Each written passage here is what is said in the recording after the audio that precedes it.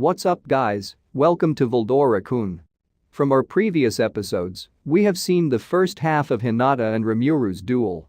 If you haven't watched the previous episodes, I will put the links in the description below. You will see in these videos what happened during the Walpurgis battle and the upcoming events. Just a quick warning, these videos contain spoilers from the light novel. Also, don't forget to join our Discord community. I welcome you to Veldora-kun subordinates, the link is in the description below. See you there. So now in this video we will review what happened next, which is the continuation of Rimuru and Hinata's confrontation. But before we will proceed, please like, subscribe to my channel and hit the notification bell. Now without further ado, let's proceed with the video. She decides to toy Rimuru in the palm of her hands with the skill she accumulated through her rich experience. Wisdom King Raphael reports to Rimuru. Notice, next attack incoming. And Rimuru tries to analyze her attack, then Raphael added, answer, she is leading you to a predetermined location in order to attack. A rip was heard on Rimuru's cloth, and it was being slashed open by Hinata. The grazing blows were starting to pile up faster, and even when it would not be enough to amount critical injuries, it feels like Rimuru would be eliminated if this continues. Rimuru asked for Wisdom King Raphael's help desperately and it responded. Report. Skill predict future attack has been learned. Apply skill? Yes or no? Rimuru applies it right away and suddenly a few trails of light appear before his eyes. If he swings his sword to hit the light, it was able to successfully block Hinata's sword. It seems that these light trails indicate all the possible paths of enemies' attacks. With swift movements, and without any delay or hesitation, Rimuru tries to evade Hinata's sword through the passage instructed by Predict Future Attack. On Hinata's side, she has a hunch that it would be a fatal step if she continues her current pattern of attack. And so she was saved. It was fortunate that she forcefully changed her path of attack as soon as she launched a fake attack. More precisely, she was able to successfully attack by charging her body into Rimuru directly. Rimuru also showed a surprised expression, but then raises his sword uncaringly at Hinata again. Yet something is different. Hinata realizes that Rimuru have seen through Hinata's thoughts. She is impressed by Rimuru's growth, that even when Hinata's sword skill is above him, Rimuru has superior abilities to make up for his flaws. Right now, her chance of victory is surprisingly low. Hinata realized that she only has one left solution now. She starts to step back and aims for a fresh start. Everyone on their surroundings stopped and they were all focused on Hinata and Rimuru's battle. Hinata starts to speak. Rimuru, I have a proposal. And Rimuru said, what is it? Hinata explains, let's settle this with the next strike. I'll use my ultimate ability to attack with my full power. If you can withstand it, you win.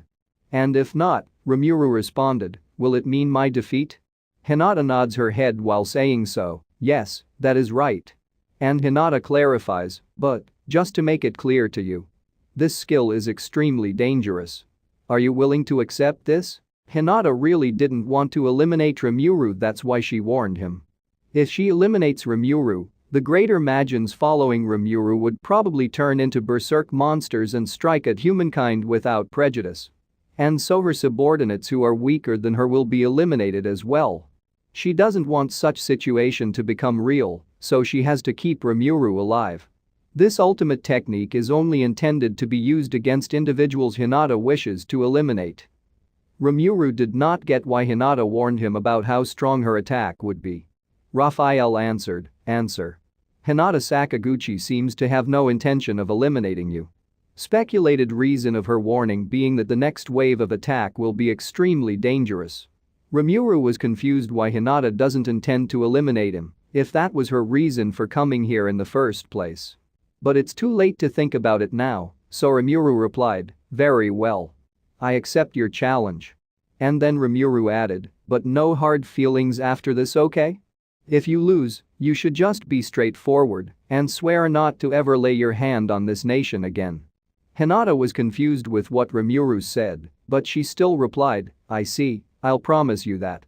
I only came to duel with you since it was your wish. I would like to discuss that with you in the future as well. Rimuru thinks he should be happy that Hinata accepted his proposal, but something is odd about her reply. Rimuru said, "Did you just say that you accepted it because I wanted it?" And Hinata confirms, "That's right. I received your message." Rimuru recalls his message for Hinata, and it started with greetings, the topic about Shizu and the children, then he expressed his hope to negotiate with Hinata. It goes something like this. "So I hope the two of us can talk, but if I failed to convince you, I'll take you on. To avoid bothering others, let's have a one-to-one duel. If possible though, I'd like to end this with discussion and not destruction. Please consider this. I await your reply. That's all, goodbye." Rimuru thought he had clearly communicated his feelings and he certainly did not wish to duel her. Rimuru observes his surroundings and checks his subordinate status. Benimaru and the rest seem to have won. The only ones who are still fine are Benimaru and Soe.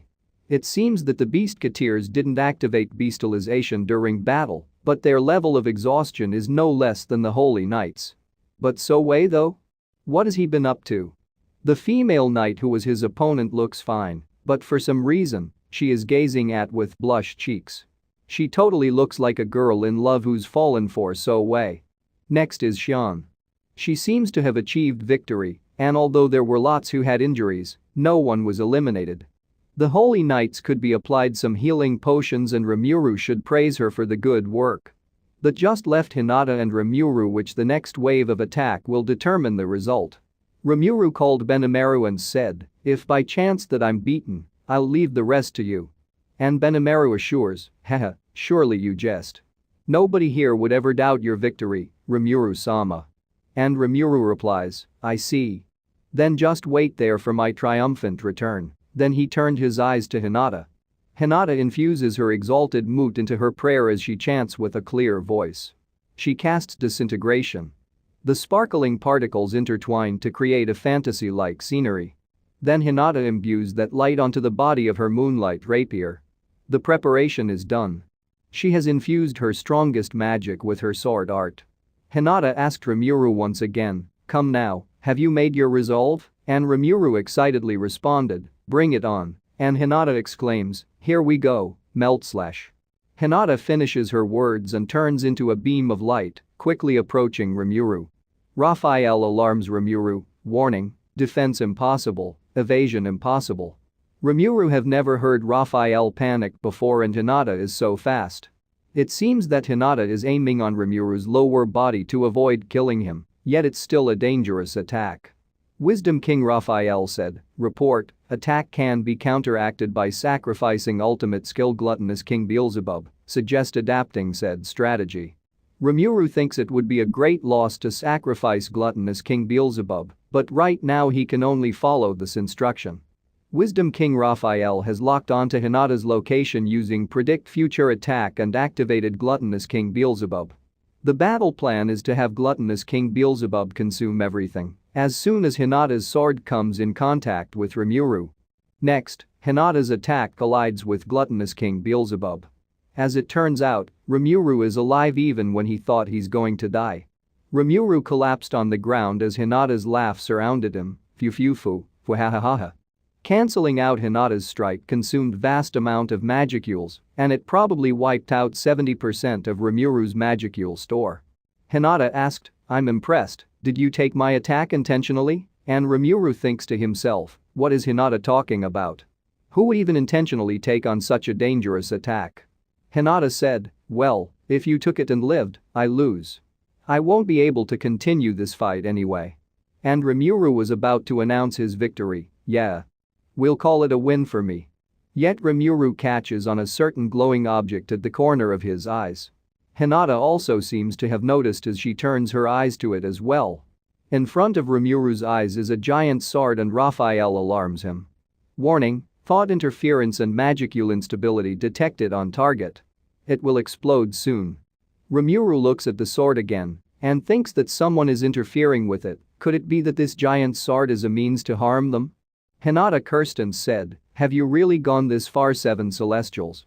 Hinata rushes in front of Rimuru to protect him since he's immobilized. And next instant, The shock wave and bright light of explosion arrive simultaneously. At the blink of an eye, Hinata's body slowly collapses. And that's it for my video. Now, it's shout out time. Thank you Kiro for boosting the server twice. Also, thanks to the following for boosting the server. Thank you Rudra.